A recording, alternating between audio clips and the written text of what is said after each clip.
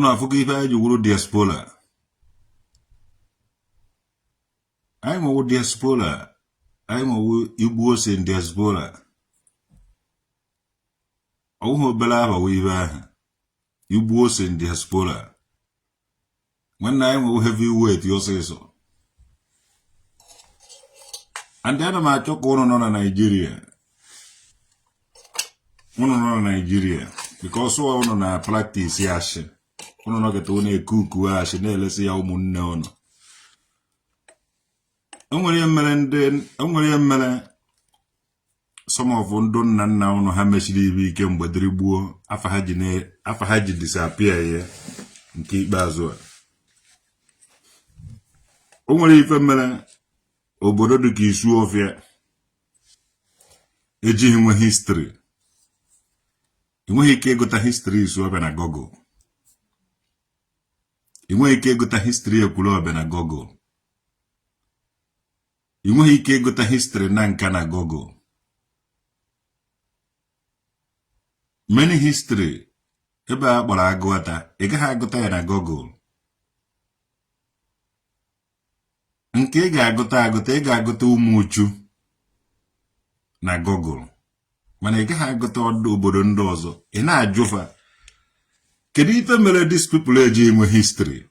Igwe onye na-eke kedu ife mere ekwulọbịa eji enwe history? Igwe Isuobe kedu mere Isuobe eji enwe history? Ya ihe ga na-ajụ people. Igwe na nka kedu mere na nka eji enwe history? Sozi nwere ike ịgụta na agụrụ na nka goli erosion. Soso aka ị ga na-agụta erosion mbe mmiri na-agba. Mana ị gaghị aga the history behind the erosion. Unu ga-respect ebe anyị nwa ndị nọ na diaspora. If not, unu eme nnukwute mistake.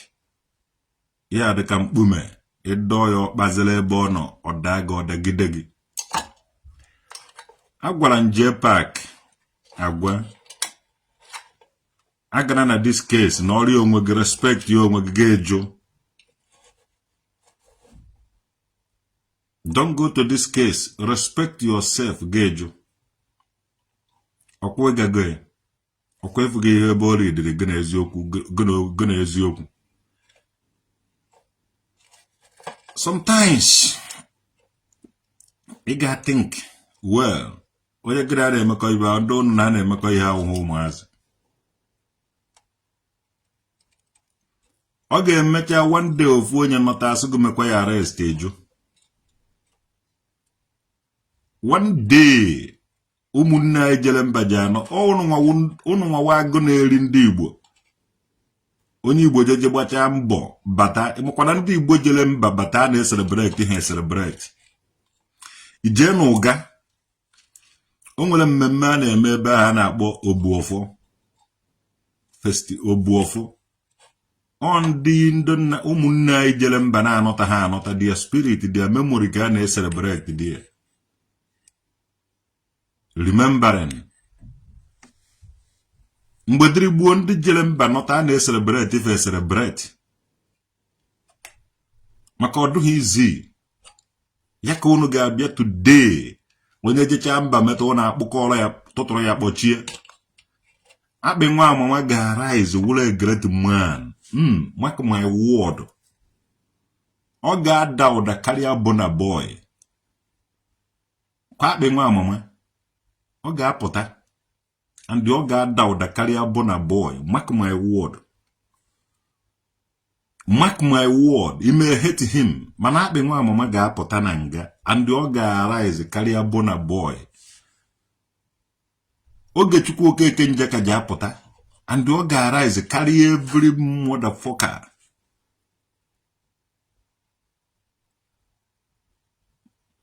Onye ba ijecha obodo oyibo nọtụ na akpụrụ ya kpọchie.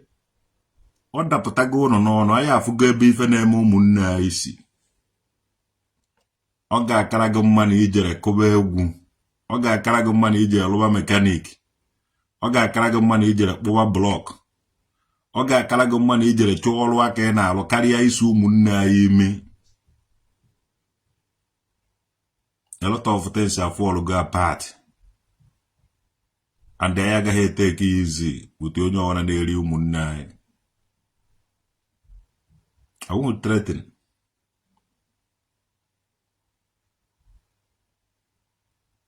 Rogate is out. Yes. I make noise. Ongoronye make noise. What to those people? What to all these people? They can do you know get you need here for anybody, anya. Man, I got do action ki jafu.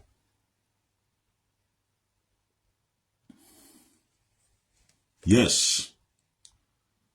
It's like a wind. You can't see the wind, but the action. One night, Jecho Bodo, board all the way. How distance Anna about from America? Not a Boya Bochie, Ndiwa Bagan Kate. Now, the competition I get there, even, or I get there, or the competition I get there, or the competition I get there.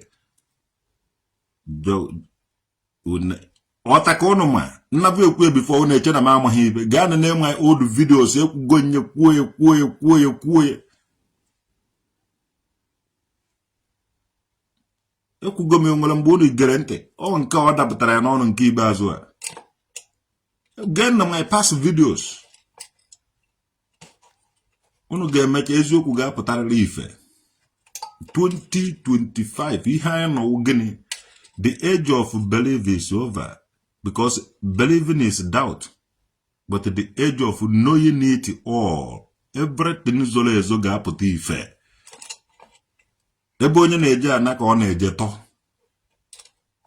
Unu ga-afụ ya n'ife na-eme unu si unu n'ime imi. Ndị a nwere ego ji agwa unu ife ha mere were nwee ego. From the back, that is ebe ahụ ka hafụkwa na a na-eke rice. Hafụkwa na a na-eke ego na-enyu. A ga-agwa unu ife ha mere were nwee ego. Mgbe aka unu ga-amata ebe ife na-eme anyị si.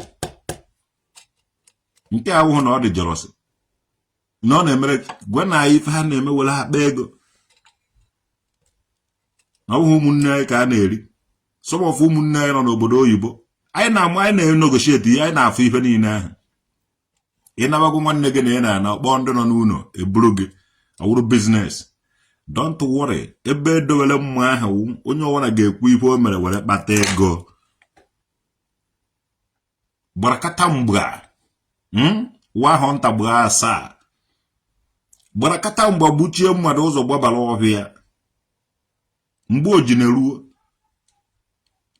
gberekata mgbe ji anọ n'ụzọ na-eche ya n'ezi ife niile ahụ unu na-eme ọkakwa mma na ijere kwawa wheelbarrow ị na-akwata nwanne na-eri ya mara na ị na-akwa wheelbarrow because ife niile ahụ unu na-eme kpọrọkpọta ji emecha agbaa n'anya ehi eziokwu ji emecha afụta ife nwoke na-akụzi asịrị nwoke na-eme ka nwanne agụwa bedo ha unu eprotect webedo interest unu anya ụkwụ na-eje warawara anya na-eje warawa n'afọ ya orima ovuo kama o ji adọ n'ala ka ọ dọrọ n'afọ ndị ụmụnne anyị nọ na diaspora because ife isi ikedo ụmụnne anyị nọ na diaspora awụrụgo the target ma all these people si Libya pụta na-achọrọ ha ime onwe ha integrate to anywhere. Anya unu nwe obere chance onwe onye nabara unu bụ unu na ọ na-anụ na-akpọ ndị nọ n'ụlọ ebulu onye ahụ anakọcha ya ego niile ahụ o ji egbukwuo ya egbuo. Ọ ụmụnne anyị nọ n'obodo oyibo na-eme nke ahụ mana anyị ga-ejidecha unu niile n'ofu as long as one man standing nwanne a ga-ejidecha unu niile obodo ahụ police country obodo ọwụ na police country onye ọwana ga-amụrụ anya dịka azụ ipede eme anyị nọ anyị bụ utos ipede eme anyị nọ utos ipede eme Igbo si Igbo na ahụ and ọ ga-akwụsị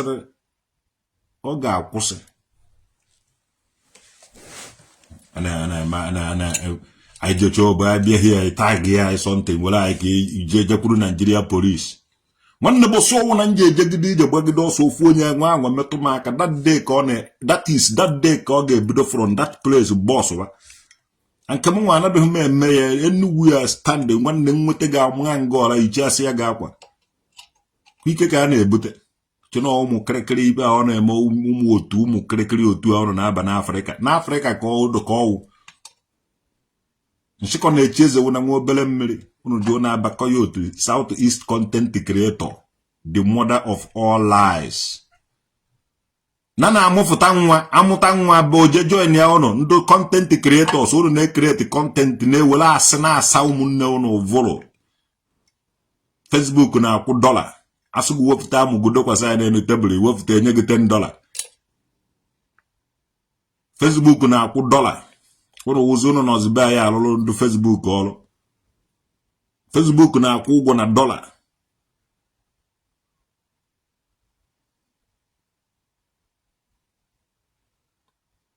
Nwanne, over 6 million Biafrans nwụrụ during the Biafran Civil War, and over 4 million Biafrans nwụrụ after the Biafran Civil War. Altogether, more than 10 million people nwụrụ. Biafra were spirit. You can't go anything now free. That is spirit is very powerful. Over 10 million Biafran spirit nwụrụ. Ha chọkwara na egburu ha n'ike, so ha na cry for vengeance. So no ya mere ya na adọpụta ha ife ha na-eme. How many people egbugoro like that? Ejire ga-asị gị na YPOB tag ya go ofe ihe vuba ga ebe ahụ gbufuo gị. Like him, like George Onyibe, onwere ibe dị iche mmadụ na-aba. Unu na-asị ebe ka ifere eme unu si, ebe ka ifere eme unu si. Mana unu na-afụ ya, mana unu anaghị recognize ya.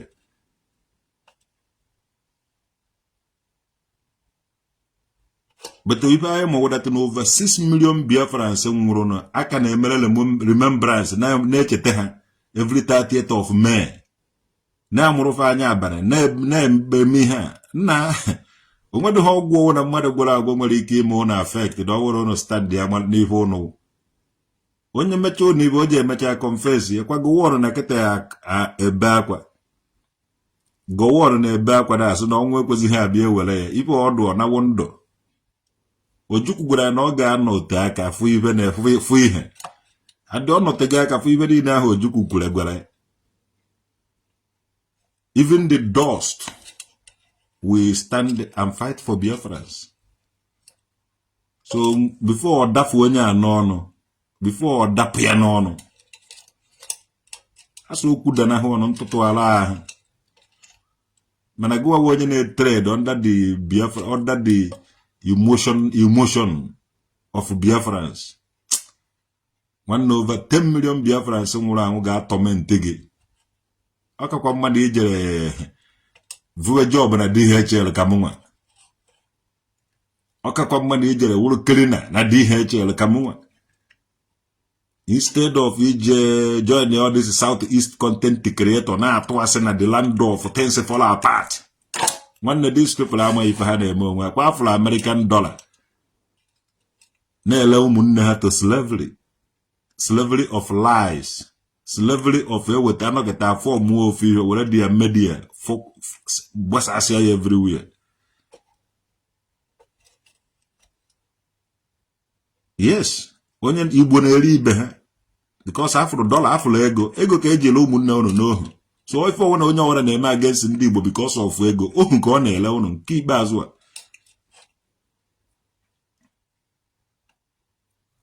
Mana o nwere ife kafe ike.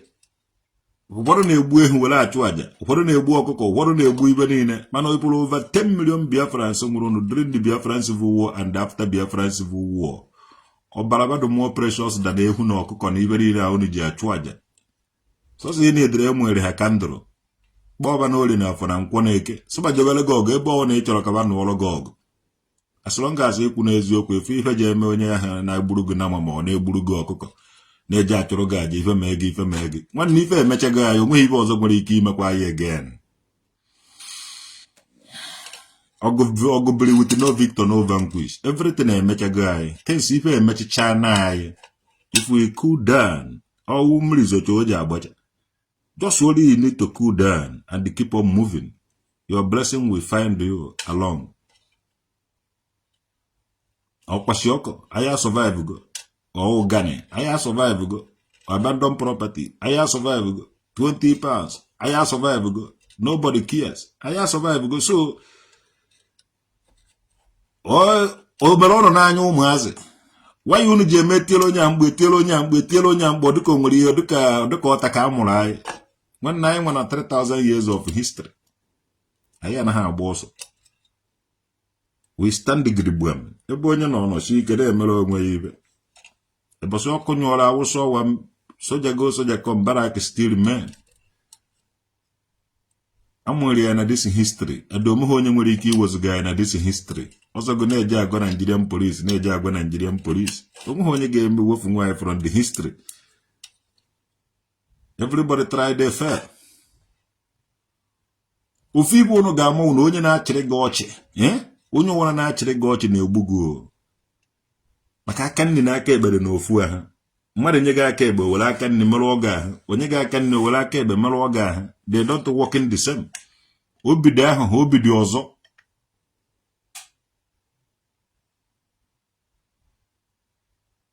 Obidi ahụ obidi ọzọ. Mana ofu iwe ka nna awụọ n'ụlọ. Respect in all these into diasporas. Respect in ha. Respect them. Ebe ahụ ka unu ga-ejecha ije ofu ụlọ ọnụna. Ebe ahụ ka unu ga-ejecha ije ofu ụlọ ọnụna. Respect in ndị Igbo nọ na diaspora. Mba unu nwawo ndị Igbo nọ na Nigeria. Ka ibe ofere ọla alọ zuoro unu nni. Unu egosi na ha na unu ma ife. Gosi na ha na unu kawo ụmụnne fe ahụ. Remain unu truthful. Ka ha nwee ike ime ihe a. Because unu gosi ha na unu dị otu a. Nwanne ha mewe otu a ha ga-emekarị ya n'ụlọ. To God who made me and you. Igosi ha na edu ona. Ha mewekwa oge otu a na otu a enwụọ. Onye na-ewu na iwe na oge echi Okeke Njaka na ashine mgbe ọ na-ata afọ nwere onye so ya ata afọ ka ọ akpị nwa amụma ịma ife ọ pasịrị tru were wụrụ akpị ka iche na a na-awụ akpị just like that amụrụ ya ọwụrụ akpị. Tekikwe serious time otu unu si akpasu anyị nwe iwe anyị nwe ndụ nọ na diaspora because ọwụrụ na ewepụta ihe anyị na file. Nwanne anyị goro people from different places were replace ya n'Igbo ahụ mee empowerment nye ife ọ na-achọrọ ha ekpochafụ unu dị. Respect ye na onwe unu na unu amaghị ife unu na-eme ihe a. Ọ because of ndị anọ na diaspora ya nwe mere ndị mmadụ ejibe ekpochafụ unu na Igbo ahụ.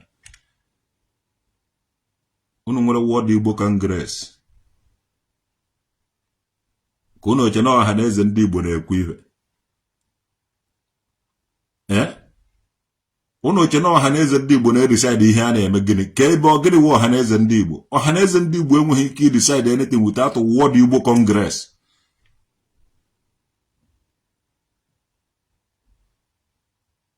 Ọha na eze ndị Igbo nwere ike kwucha World Igbo Congress ekwugharị ya nke ahụ World Igbo Congress kwuru ka a ga-eme.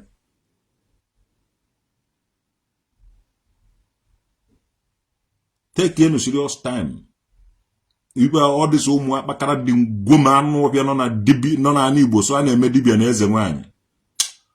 Ọ dịka ụnụ amụ ha na bọsị amụrụ dike na mba ka amụrụ ibe na nke ahụ na outside ka unu si ike na ọwụ na unu siri ike akara iweje unu outside. Unu na-ezuzu. Unu na-eme dibịa na-akparị ndị nọ na diaspora. Anna anyị ka unu chọọ na-eche ụzọ date time and the venue ka anyị kpochasịa ibe ahụ replace ya.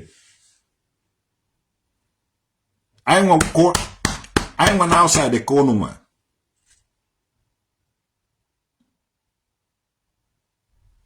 The lion nọ na jungle ka busu nọ n'ụlọ. Sọsọ aka ebe ka o ji eji cross ya busu ahụ nọ n'ụlọ. Unu nwa nwamba na-awụ anyụ nsị ewere aja kpochie. Ndị Igbo nọ na diaspora ka wee ezigbote eze nwaanyị karịa ọdịsị anụ ọbịa nọ n'ụlọ. Ndị Igbo nọ na diaspora ka wee eze mmụọ na eze dibịa karịa unu nwa anụ ọbịa nọ n'ụlọ. Ọkụkọ unu ji ejide nwa ọkụkọ unu na-anyụ pịrịpịrị na-anyụ nshi na-anyụ nonsense. A na-eweta ọnụ gịnị ka unu na-eme nwụrụ. Ịmụ pastọ akantị ọkpọ polisi. Ịmụ ahụ na akantị akpọ polisi. O polisi ka unu na-akpọrọ anyị nwe ndụ nọ na diaspora. Eche na unu wee man kedu ibe unu ji kwụrụ with the police ị mana police anyị nwere hia karịrị police unu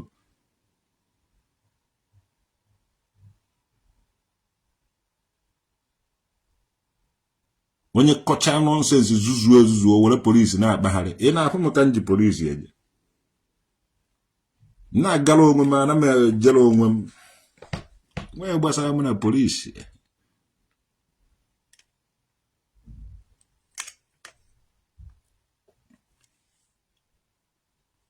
respect yenu people ndị anọ na diaspora na ọha nwa ka ụnụ ọ bụrụ na iwu nze na ọzọ na ịnọ n'ụlọ nke ahụ na outside ka gị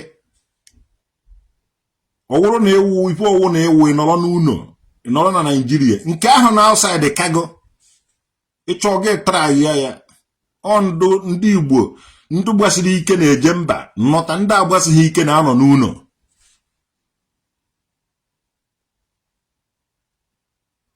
ndị Igbo na-eme travel wụ ndị gbasiri ike ndị Igbo agbasighị ike na-anọ n'ụlọ ama ndị ji eje mba rifuo nri ọwụhụ ndị nọ n'ụlọ ụnụ nọ n'ụlọ nọ ka ndị aka jiri mgbe a na-ele ohu anaghị ego ndị ahụ nọ n'ụlọ wụ ndụ ego ha ndị enweghị ike ijete nwe aka ndị eje ha anapụ nwa ọkụkọ mkpụrụ akwa ụnụ ụsụ ahịa ahapụ ụnụ ego ha ụnụ ndị egoro wụ ndụ siri ike ndị ndụ ahụ sikwara ike na afọ ka ha je kpata ihe eje weta ihe wena the symbol of ndị Igbo nọ na diaspora ndị siri ike jere outside ka ha je weta ebe o weta ihe were nọta n'ụlọ ka e were feed ụnụ nwa nọ n'ụlọ ụnụ rizie ụnụ erie wute ndị Hausa rie wute ndị ibe a rie wute ndị ibe a rie wute ndị ọwụna because of gịnị ụnụ ndị a na-enye enye Jpac Igbo nwere ibe onyinye ka a na-enye gị ụnụ niile nọ ebe ahụ onyinye ka a na-enye ụnụ onweghị ebe ụnụ ma esi eweta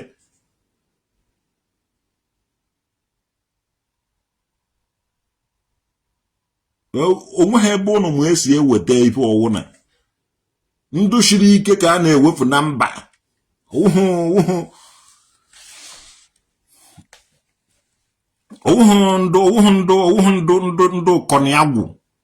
ndụ kọniagwụ nọcha n'ụlọ were ọnụ na-asa na-akọ nọnsensị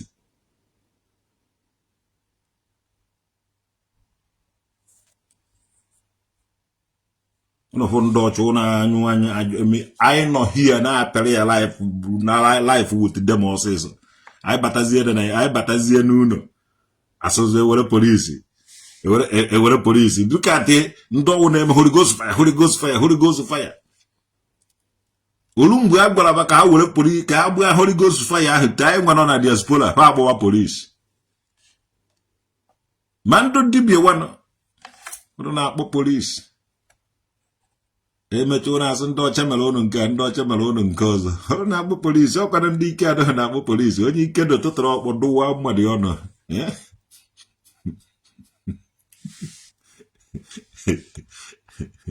onye ike nọ na-eji ọkpọ adụri mmadụ ọnụ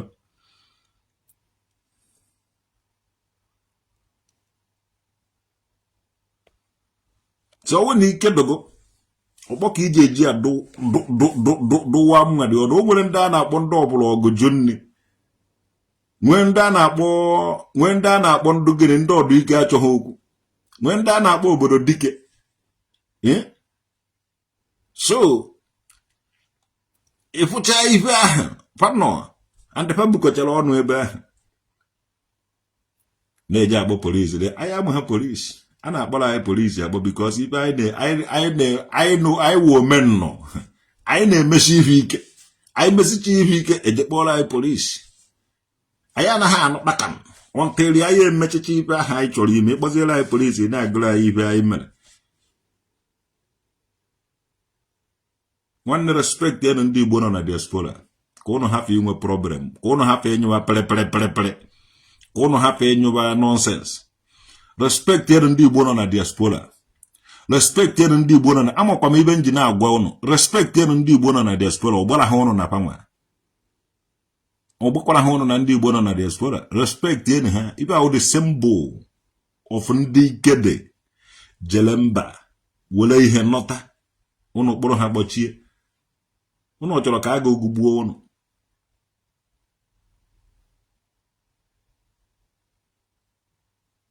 ndị kede oge a na-ele ohu nwanne nwere ndị anaghị akpatụ aka ijenwuhe mere ijenwuhe cross gwuhiri bedaija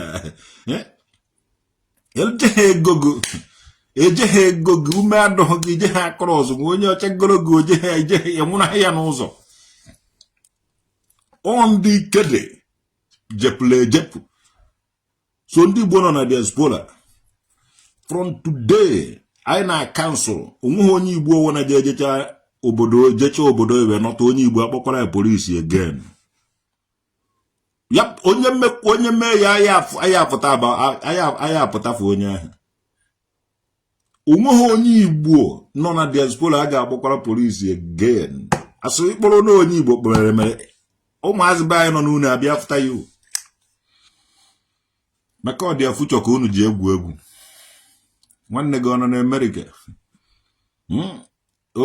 before onweghị onye ndị Igbo anọghị na Amerịka like that kịta anyị nwere ndị Igbo nọ na Amerịka and I am proud of it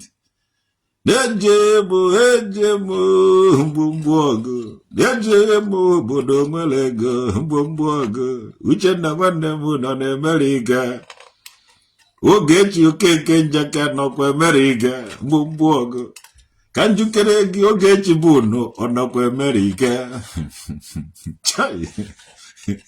Jpac nwokwere nwanne gị nọ na Amerịka mgbomgbogo nwanne kọwa ihe gị na nwunye ha kọwa ihe unu ji akọta nwa ihe unu riri karịa itiri mmadụ mkpu were ri nne kịta anyị na-awa ọgụzi ụdị polisi agbata ege ibe ahụrụ n'ihi ga-azụ emekọtara agbakọta eke orimovu ivu karịa ivu agwana ha elegoro nwaanyị na anyị n'ohu nye gị ego nke gị ife amawa iwere egoro nri Jpac jee chọọ ihe na-alụ Jpac onye ụjọ ọrụ Jpac edughị ike ọrụ onye ije ọrụ evute akpara isi ericha onye ọrụ ngana onye ọrụ evute akpara akpụ inocha Jpac jee chọọ ọrụ anaghị m arụo oje n'ọzọ bụrụ oricha onye ọrụ ngana onye kwanne onye agụrụ oje na Nnewi oricha onye ajọ Jpac chọọ ife na-alụ anaghị m eje na nne Jpac egburu ike imere nwaanyị arrest n'ala Igbo o nwere ihe periko obodo awụ otu gide ụmụ nwaanyị abụ ọsọ ụmụ nwaanyị ibi ụnọ ebekwara m imere ibi nwaanyị ka ijere mee arrest nna ya n'ala Igbo n'ụkpọ Mbadike ndị ụkpọ Mbadike unu Jpac bụ unu mere nwaanyị arrest unu gba ya nkịtị jee pantị gịnị ka ọ na-achọ na pantị nwaanyị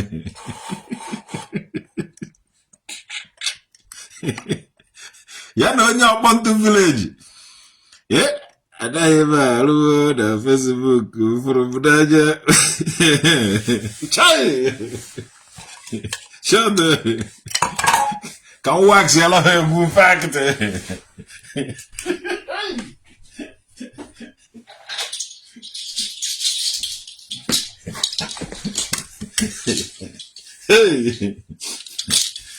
ejadele ngala tete Jpac Facebook pụrụ n'anya onye ọrụ ngana onye ụjọ ọrụ Facebook pụrụ ya n'anya onye ọrụ ngana onye ụjọ ọrụ onye evute akpara isi oricha evute akpa bihi si oricha onye Jpac jee chọọ ọrụ anaghị m eje na Facebook n'anya ego Facebook atọka ego ntanụ gị ọtacha egbu ọnụ nnụnụ kenye ọtacha onye ọrụ ngana egbuwe nke hide mmiri ọtakwa Jpac je chọrụ anaghị mmehie Facebook hụrụ n'anya ego Facebook atọka atụkọtaka kwa ya n'okpuru eje na nkwụ nwanyị ya na nwunye Jpac je chọrụ anaghị mmehie na di m hụrụ n'anya lọlọ Jpac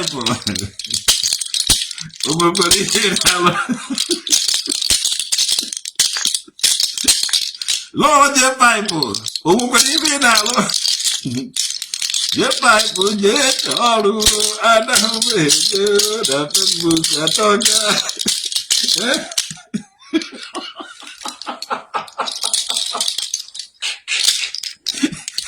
Jpac ebidogoro nwunye ya ihe na Facebook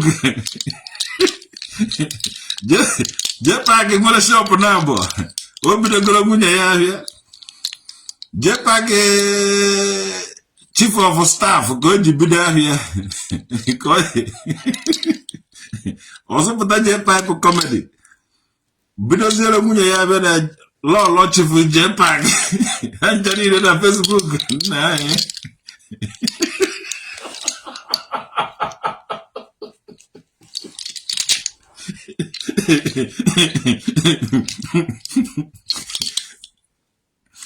this na ndị Igbo ibe na-emezikwa nke ikpeazụ a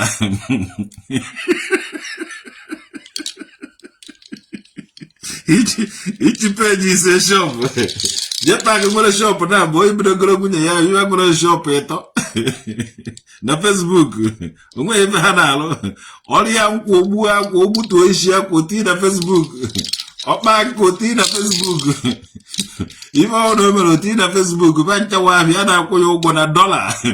na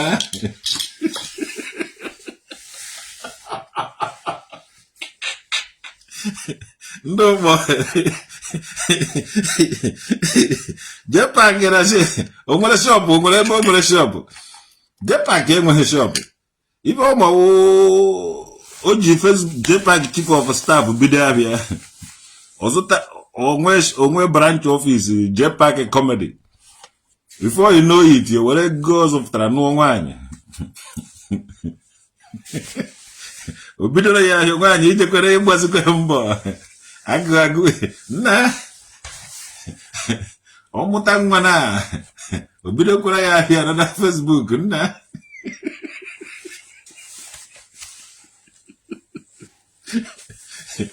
nna traditional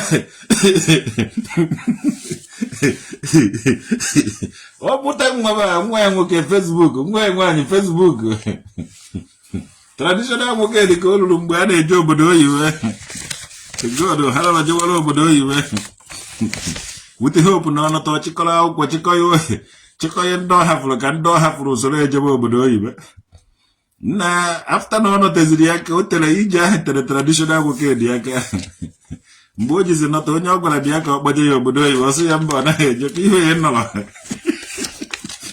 ọkụ ibe nọchara more than 50 years before nọta ka iji achọ ka ị gbara anyị ya achọbeghị ịnọ ọhịa so Jpac ịma na-erute ojukwu anyị mere na travel ịbụ na Jpac nọ n'ụlọ na-ewerekwa $. ọ nọ n'ụlọ Facebook na-akwụ ya ụgwọ na Nigeria with $. so o bidogoro nwunye ya ebe na Facebook o nwere shop na abụ shop nke izu Jpac chief of staff nke bụ Jpac comedy ọnụọ nwanyị emepe arụda shop lọlọ chief Jpac ihe shop nwunye ya ndị a na-agbata ego di ya kịta ọ dị ka ebe ahụ na shop nwunye ya ka ahịa n'azụ maka na uto ihe o kwuru n'ọnụ ndị ahịa anaghị abịazi na Jpac chief of staff and the comedy ịgbana anaghị ọmana ibe atọrọ nkọta n'anya na comedy ọ na-awosi from comedy kọchọwa okwu kpọwa polisi so na nwunye ya na-emewezi ọfụma na ife Godwin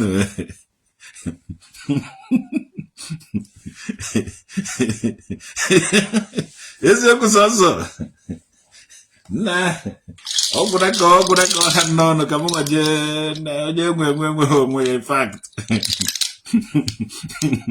onye enweghị onwe ya ọmụ ka a na-akpọ traditional nwoke dị ụla dụ n'anya ka njedowe isi n'ala bifo ndị mmadụ eche na ewere gom Igbo ṅụsa isi